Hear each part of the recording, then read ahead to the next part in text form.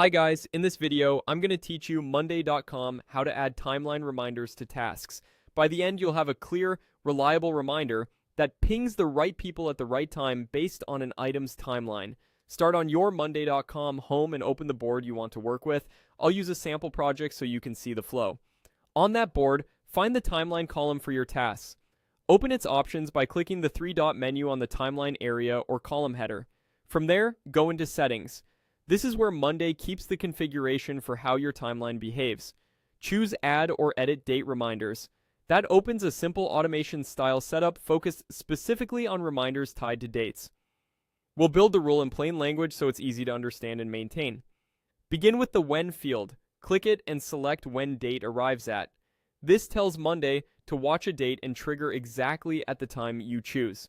Next, set the source of that date to timeline. Selecting timeline makes the reminder follow the schedule window you already track in that column, which is perfect for tasks that span multiple days. Depending on your board, the system may use the start or end of the timeline.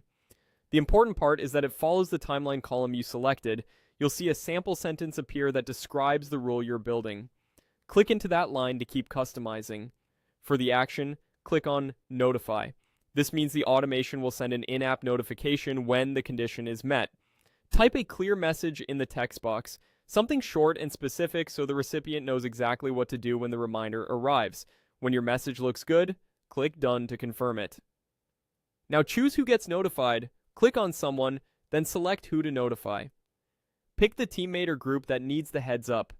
Choose the people who are actually responsible so the reminder is useful and not just noise.